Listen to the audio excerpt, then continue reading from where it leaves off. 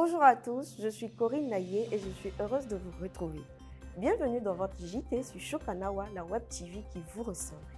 C'est avec un immense plaisir que je vous retrouve pour ce nouveau rendez-vous. Ensemble, nous ferons le tour de l'actualité nationale et internationale, tout frais payé, bien sûr. Au sommaire de ce 17e épisode de la saison, nous reviendrons notamment sur ce nouvel accord économique entre la Côte d'Ivoire et la France, les embouteillages de décembre ou encore la belle campagne de Miss Côte d'Ivoire, mais aussi les nombreuses contaminations liées aux variants Omicron. Et pour terminer, on vous parle de cette célèbre chanteuse devenue héroïne nationale de son pays.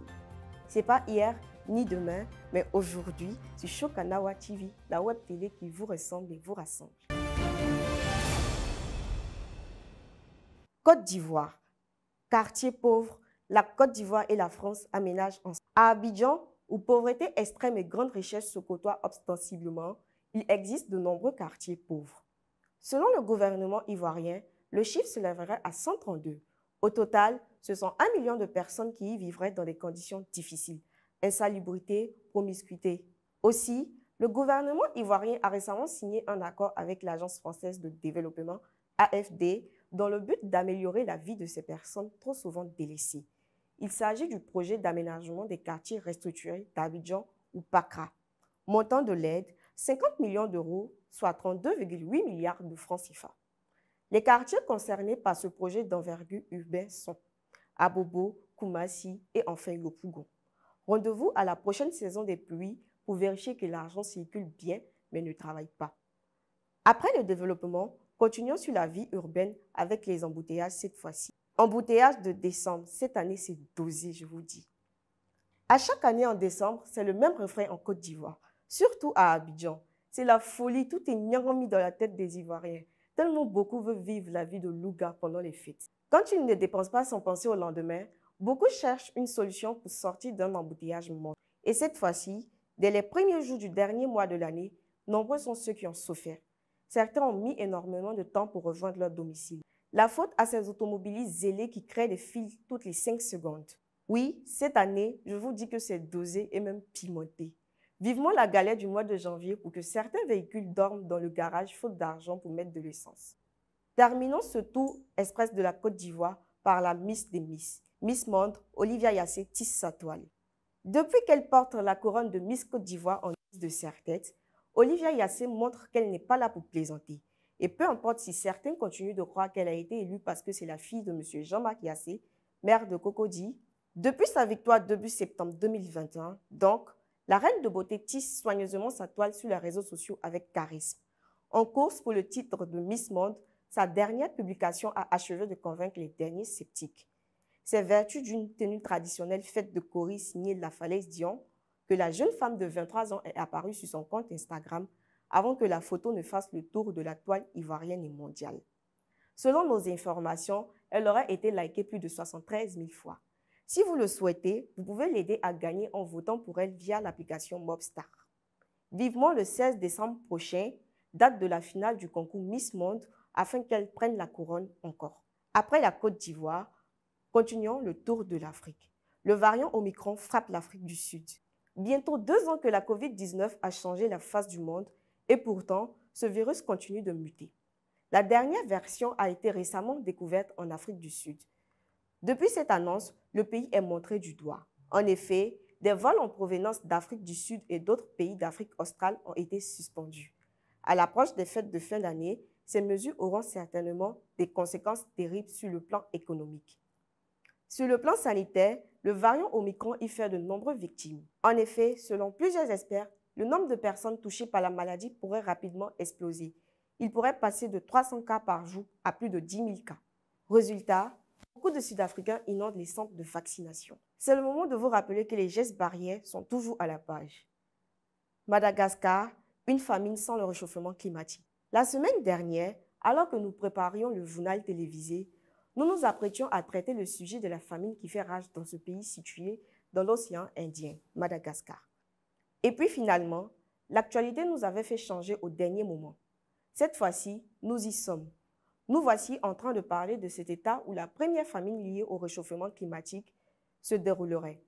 Du moins, c'est ce que le Programme alimentaire mondial, PAM, avançait.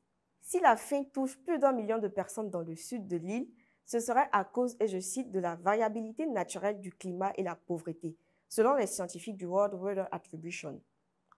Pour rappel, d'après la Banque mondiale, le taux de pauvreté est passé de 74,3% en 2019 à 77,4% en 2020, soit environ 1,4 million de personnes en un an. Terminons ce voyage en Afrique avec un dernier arrêt au Cameroun. Prix Nobel alternatif, la Camerounaise Mat Wandou récompensée. C'est un drôle de prix qui existe pourtant, le prix Nobel alternatif de la fondation Right Livelihood. Cet autre titre vise à récompenser des personnes dont le travail extraordinaire dans l'ombre mériterait davantage de lumière. Et cette année, une Camerounaise figure parmi les 4 vainqueurs. Il s'agit de la militante Marthe Wandou. C'est en 1998 que cette femme a lancé l'association pour laquelle son travail a été récompensé. C'est l'Action locale pour un développement participatif et autogéré, ou encore ADELPA en version courte. Ce sont les jeunes femmes qui sont le plus souvent épaulées par cette organisation particulièrement active dans l'extrême du nord du pays. Une région touchée par la pauvreté, le poids des traditions, le terrorisme. Plus de 50 000 d'entre elles auraient ainsi été aidées. Le plus souvent, elles sont scolarisées afin de ne pas être mariées de force ou encore abusées sexuellement. Bravo à la Camerounaise Mat Wandou, en espérant que cette reconnaissance lui permette de s'occuper encore plus de ses laissés pour compte. C'est parti pour le tour du monde en 80 secondes.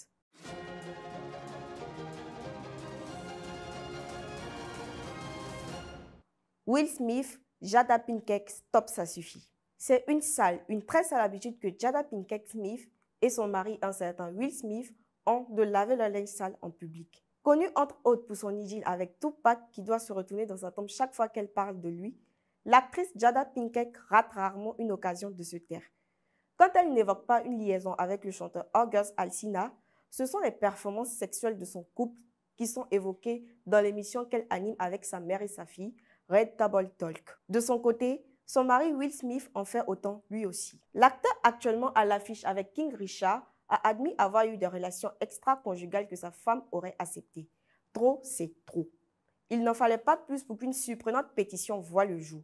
Plus de 11 000 personnes l'auraient déjà signée au moment où nous écrivons ces lignes. Avec un peu de chance, les deux se tairont plutôt que de nous raconter leur vie matin, midi et soir, alors que chaque jour, il y a de nouveaux dossiers. Après les Smith, passons à une autre célébrité.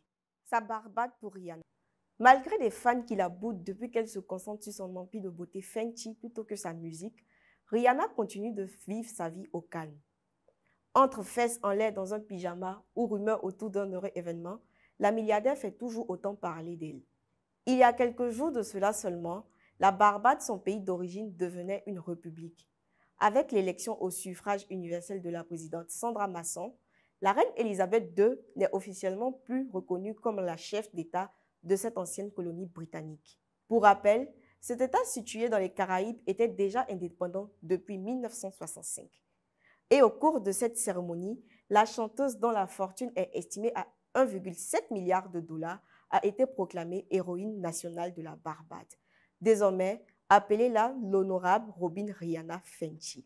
De quoi la faire encore un peu plus shine bright like a diamond. Et on termine ce tour du monde avec une histoire insolite, direction de l'Asie. Japon, 24 heures dans l'eau.